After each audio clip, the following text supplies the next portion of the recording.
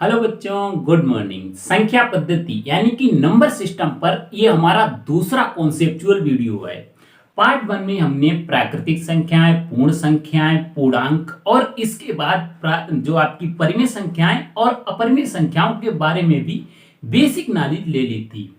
आज हम लोग डिटेल में समझेंगे परिमेय संख्याएं और अपरिमेय संख्याएं क्या होती हैं। इसमें हमारा प्रमुख जोर रहेगा अपरिमेय संख्याओं पर। आपका जो भी कंफ्यूजन होगा अपरिमेय संख्याओं को लेकर आज एकदम क्रिस्टल क्लियर हो जाएगा। तो देखिए, संख्याओं को हम दो कैटेगरी में डिवाइड करते हैं। जो संख्याएं होती हैं उनको हम दो कैटेगरी में डिवाइड करते हैं। मतलब ये आपकी दो संख्याओं से मिलकर बनी होती हैं। एक होती हैं वास्तविक संख्याएं और दूसरी होती हैं काल्पनिक संख्याएं। हालांकि इसमें भी थोड़ी गलत हम आपको बात बता रहे हैं, लेकिन आपको वो अभी समझ में नहीं आएगी, अगले क्लासेस में आएगी। तो आपको समझाने के लिए ये सही है, ठीक है। अब काल्पनिक संख्याएं क्या होती हैं ये तो आप 11th और 12th में पढ़ेंगे। तो हम सिंपल बात करेंगे वास्तविक संख्याओं की। ऐसी संख्याएं जिन्हें हम संख्या रेखा पर प्रदर्शित करते हैं उन्हें हम वास्तविक संख्याएं कहते हैं, और वे संख्याएं जिन्हें हम संख्या रेखा पर प्रदर्शित नहीं कर सकते उन्हें हम काल्पनिक संख्याएं कहते हैं। तो इनको हम हटाए दे रहे हैं। अब वास्तविक संख्याएं हैं, ये हैं इनके पिताजी, मतलब इनके दो बेटे और होंगे। एक होंगी परिमेय संख्याएं और एक अपरिमेय संख्याएं। मतलब वास्तविक संख्याओं को भी हम दो कैटेगरी में डिवाइड करते हैं। तो हम प्रमुख रूप से किसकी बात कर रहे हैं? वास्तविक संख्याओं की, रियल नंबर्स की। मेन हेडिंग हमारा पड़ेगा वास्तविक संख्याएं। वो आपकी एक जनरल नॉलेज थी, ठीक है। वास्तविक संख्याएं, क्योंकि काल्पनिक संख्याओं से अभी हमारा कोई वास्ता नहीं है। इनको हम इंग्लिश में कहते हैं रियल नंबर्स। रियल नंबर्स, इसीलिए इन्हें हम आर से प्रदर्शित करते हैं। डेफिनेशन वही हो जाएगी, ऐसी संख्याएं जिन्हें हम संख्या रेखा पर प्रदर्शित कर सकें वास्तविक संख्याएं कहलाती हैं। अब हमने आपको बताया इनके दो बेटे हैं, ठीक है, दो बच्चे हैं। एक होती हैं परिमेय संख्याएं, परिमेय संख्याएं, और दूसरी होती हैं अपरिमेय संख्याएं। अपरिमेय संख्याएं, ठीक है। एक आपकी रेशनल नंबर्स और दूसरी इरेशनल नंबर्स, और दूसरी हैं इरेशनल नंबर्स। इरेशनल नंबर्स, ठीक है, ठीक है। अब इनकी परिभाषा क्या आती है? मतलब वास्तविक संख्याएं आपकी दो संख्याओं से मिलकर बनी होती हैं। एक होती हैं परिमेय संख्याएं और एक होती हैं अपरिमेय संख्याएं। तो सिंपल सी बात है, हमने आपको बताया वास्तविक संख्याएं क्या होती हैं जिन्हें हम संख्या रेखा पर प्रदर्शित कर सकें।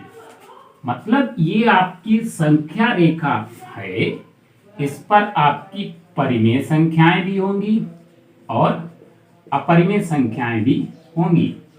परिमेय संख्याएं तो सिंपल सब समझ लेते हैं कि संख्या रेखा पर होती हैं, लेकिन बच्चों से जैसे ही पूछो कि अपरिमेय संख्याएं संख्या रेखा पर हम प्रदर्शित कर सकेंगे, कहते हैं बिल्कुल नहीं, ऐसा नहीं है।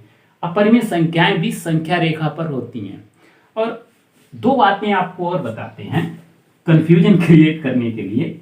देखो बच्चों, दो कितनी भी छोटी परिमेय संख्या हों उनके बीच में अनंत परिमेय संख्याएं होती हैं। दो कितनी भी छोटी पास पास की अपरिमेय संख्या हों उनके बीच में भी अनंत अपरिमेय संख्याएं होती हैं, बिल्कुल। जैसे हमने कह दिया, देखो ये 0 है, ये 1 है, अब ये आपका 2 है, तो इनके बीच में अनंत अपरिमेय संख्या होंगी। यहाँ पर 1/2 आएगा, तो 1 और 1/2 के बीच अनंत संख्याएं होंगी, जिनमें से अनंत परिमेय संख्याएं, जिनमें से अनंत अपरिमेय संख्याएं।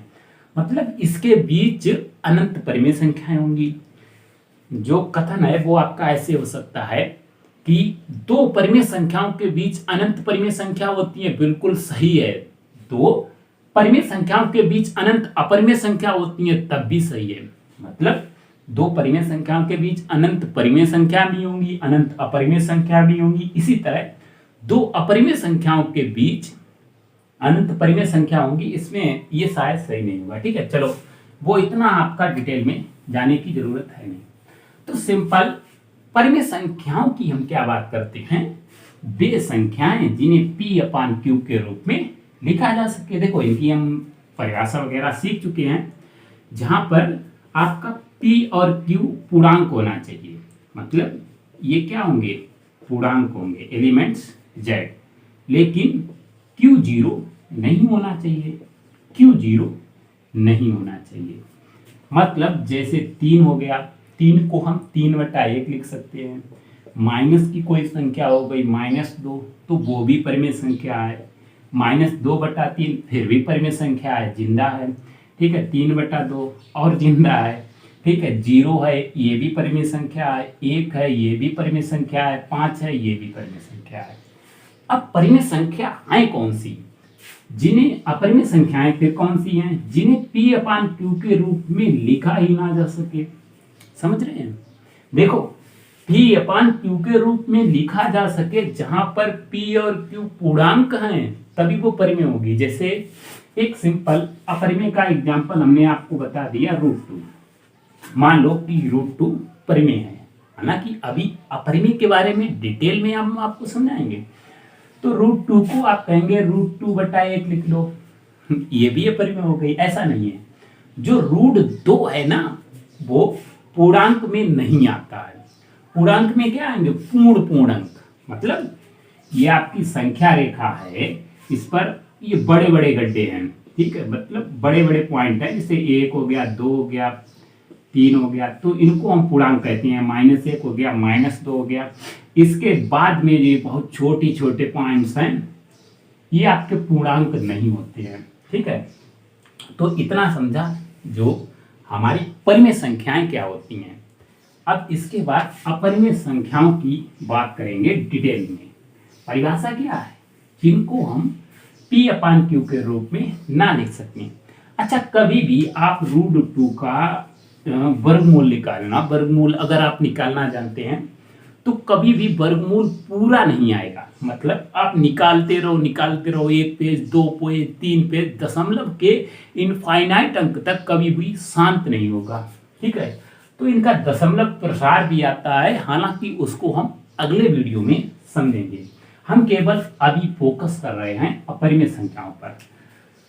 तो अपरिमेय संख्याएं हैं क्या, जिन्हें हम P/Q के रूप में ना लिख सकें। कौन कौन सी संख्याएं होंगी, देखो इनको रूट के अंदर आपको कोई भी संख्या लिखी मिल जाए और वो पूर्ण वर्ग नहीं है, तो वो आपकी अपरिमेय संख्या होगी। मतलब पूर्ण वर्ग संख्याएं क्या होती हैं, जैसे कि 4 हो गया, 6 हो गया, 1 हो गया, 4 हो गया, 9 हो गया, 16 हो गई, 25 हो गई, 36 हो गई, 49 हो गई।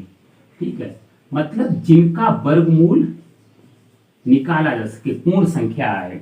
जैसे 1 का 1 में 1 1 1, 2 दूना 4, 3 3 9, 4 4 16, 5 5 25, 6 36, 7 7 49, 8 8 64। ठीक है, मतलब इनका अगर हम वर्गमूल निकाल लेंगे तो वो पूर्ण संख्या आएगा। 1 का वर्गमूल 1 ही रहेगा, 4 का वर्गमूल प्लस माइनस 2 तभी कोई दिक्कत नहीं है, 3 का प्लस माइनस 3 पूर्ण संख्या ही आएगा। तो रूट के अंदर कोई ऐसी संख्या लिखी है जो पूर्ण वर्ग नहीं है तो वो हमेशा अपरिमेय, जैसे कि √2 आ गया, √3 आ गया, √4। अरे ना ना ना, √4 को हम 2 लिख सकते हैं, √4 को हम 2 लिख देंगे। ठीक है, स्क्वायर रूट में 4 है, इसको 2 लिख देंगे तो 2/1 परिमेय हो जाएगी। तो रूट के अंदर है लेकिन पूर्ण वर्ग नहीं होनी चाहिए। 5 हो, √6 हो, √7 हो, √8 हो, √9 हो। ना ना ना, 9 कैसी हो जाएगी परिमेय, क्योंकि √9 = 3 और 3 को हम 3/1 लिख सकते हैं, तो √9 नहीं होगी। रूट 10 होगी, रूट 11 होगी, रूट 12 होगी। ये सभी अपरिमेय संख्याएं हैं। आपकी एक्सरसाइज में अपरिमेय संख्याओं के एग्जाम्पल मांगेगा, उसको ये सब दे देना, ठीक है। रूट 12, रूट 13, रूट 14, रूट 15, ठीक है, रूट 16, नहीं, रूट 16 कैसी है, पूर्ण वर्ग संख्या है, तो ये परिमेय संख्याओं में आ जाएगी। चलो ये तो हमने समझ लिया कि स्क्वायर रूट के अंदर कोई संख्या लिखी है वो पूर्ण वर्ग नहीं है तो वो अपरिमेय होगी। इसी तरह अगर देखो बच्चों, जो स्क्वायर रूट होता है ना, स्क्वायर रूट इसको हम लिखते हैं किसी की पावर 1/2, ठीक है। अगर हमें घनमूल लिखना है तो यहाँ पर हम 3 लिख देते हैं, मतलब घनमूल में कोई संख्या लिखी हो और पूर्ण घन ना हो। जैसे कि पूर्ण वर्ग हमने संख्याएं सीखी थी, इसी तरह पूर्ण घन संख्याएं कौन सी हो जाएंगी, जैसे कि 1 हो गई, 2 का घन कितना होता है 8, घन मतलब 3 बार गुणा, 3 का कितना हो जाएगा 3 तियां 9 तियां 27, 4 का 4 चाकू 16 चाकू 64। तो घन में लिखी हो पूर्ण घन ना हो तो वो भी एक अपरिमेय संख्या होगी। जैसे कि अब इसके एग्जाम्पल हम लिख दें कि 2 के और यहाँ पर 3, ये भी अपरिमेय संख्या है, ठीक है। 5 लिख दिया, यहाँ पर 3, ये भी अपरिमेय संख्या है। 6 लिख दिया, 3 लिख दिया, ये भी अपरिमेय संख्या है। 8 लिख दिया, 3 लिख दिया, ना 8 पूर्ण घन है इसीलिए परिमेय हो जाएगी। तो समझ रहे हैं, अगर घनमूल में कोई संख्या लिखी है पूर्ण घन नहीं है तभी भी वो अपरिमेय। इसी तरह फोर्थ मूल में, चौथे मूल में लिखी है, यानी कि पावर 4 है लेकिन वो मतलब पावर 1/4, 4 को ऐसे ही लिखेंगे, रूट का चिन्ह यहाँ पर 4, तो पावर 1/4 है, घात 1/4 है, लेकिन वो संख्या मतलब उसकी पावर 4 नहीं होगी, ठीक है, तो वो भी अपरिमेय होगी। ये तो आप सब समझ गए। दूसरी दशमलव प्रसार में आती हैं, ठीक है, कि शांत दशमलव, अशांत दशमलव, अशांतावर्ती, शांतावर्ती, उस तरह का। तो जैसे कि लिखा है 0.1, 0.11, 0.11, 0.11, ठीक है, 0.111, ये सभी आपकी अपरिमेय संख्याएं होती हैं इनफाइनाइट वाली। इनकी दशमलव प्रसार के बारे में हम बाद में अगले वीडियो में समझने वाले हैं। तो अभी हम क्या समझते हैं, जैसे आता है पाई, एक परिमेय संख्या है या अपरिमेय संख्या। देखो बच्चों, क्या होता है छोटे लेवल पर समझाने के लिए आपको डिटेल में कोई अभी बता देगा तो कंफ्यूज हो जाएंगे, इसीलिए कभी कभी टीचर क्या होते हैं गलत चीजें बता देते हैं समझने के लिए केवल। तो पाई बराबर 22/7 आपको छोटे लेवल पर बता दिया जाता है, लेकिन ऐसा होता नहीं है। पाई नॉट इक्वल्स 22/7। कोई सिंपल कहे कि पाई 22/7 होता है, आप कहेंगे बिल्कुल होता है, लेकिन जब आप एनालिसिस करते हैं कि पाई 22/7 होता है, जोर देकर गए कि पाई 22/7 होता है, तो आप कहेंगे बिल्कुल नहीं होता है, ठीक है। पाई नॉट इक्वल्स 22/7। पाई एक वैल्यू है, पाई एक वैल्यू है जिसका मान 3.14 आगे इनफाइनाइट टर्म्स तक हो सकता है। अभी तक जितना लाखों तक शायद ज्ञात किया जा सका है, जैसा मतलब जितना गणितज्ञों ने ज्ञात किया है। पाई एक्चुअली है क्या, 2πr/2r किसी भी वृत्त की परिधि और व्यास का अनुपात है। किसी भी वृत्त की परिधि और व्यास का अनुपात है। जैसे आपसे कोई वृत्त कहे, ये दे दे, ठीक है, कि ये सर्किल बना है, तो आप इसकी परिधि नापो, ये परिधि, इसकी लंबाई कितनी है, इसके बाद इसका व्यास मेजर करो, फिर हमें बताओ, ठीक है। जैसे सपोज कि 44 व्यास है, ये 7 है, कितना भी हो सकता है, ठीक है। 44 परिधि है और ये 14 व्यास आया, मतलब 7 त्रिज्या लेके, तो ये बिल्कुल 22/7 ही आएगा। अगर 44 व्यास है तभी 14 आएगा। अब आप क्या करेंगे, इनका भाग नहीं देंगे, आप जितनी एग्जैक्ट नाप पाएंगे आप नापेंगे। जैसे 44.0145 आई है, व्यास जो है 14.0 9 कुछ भी आया है तो आप भाग देंगे, वो एग्जैक्ट जाएगा नहीं। मतलब कोई भी नाप आप एग्जैक्ट नहीं कर पाएंगे, दशमलव के कितने अंक तक एग्जैक्ट करेंगे। इसीलिए हम कहते हैं कि पाई एक अपरिमेय संख्या है, इनमें से दोनों में से कोई ना कोई एक अपरिमेय रहेगा ही, ठीक है। इसीलिए पाई एक अपरिमेय संख्या होता है। बल्कि 22/7 तो परिमेय है, बिल्कुल। अरे 22/7 ये तो जिंदा परिमेय है, पी अपान क्यू के रूप में लिखा है, क्यू जीरो नहीं है, पी और क्यू दोनों पूर्णांक है। तो समझ गए हैं पाई एक अपरिमेय संख्या कैसे है, 22/7 तो परिमेय है, तो पाई बराबर 22/7 होता ही नहीं है। ऐसे ही क्वेश्चन पूछा जाता है कि पाई बराबर 22/7, 22/7 तो परिमेय है, तो पाई अपरिमेय क्यों है। पाई अपरिमेय है क्योंकि पाई 22/7 होता ही नहीं है। हम मान लेते हैं कि ये दशमलव के 2 अंक तक पाई का भी मान इतना ही होता है, और 22/7 भी 3.14 के बराबर 2 अंक तक बराबर ही रहता है।